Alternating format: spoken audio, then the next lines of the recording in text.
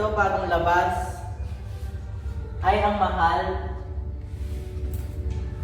Babalik kita sa nakaraan upang malaman mo kung bakit nagbabago ang mga presyo ng...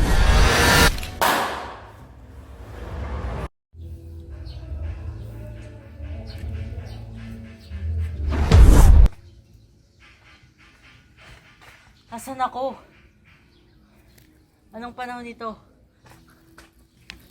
Video.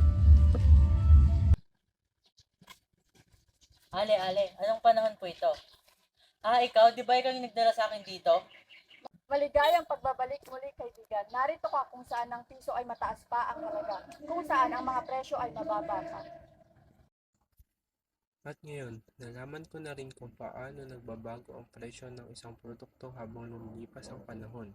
Nagbabago ang presyo ng mga produkto sapagkat nauubos o kumukonti ang mga materyales nito dahil sa pagkonsumo ng isang produkto. At dito na nagaganap ang tinatawag na pollution.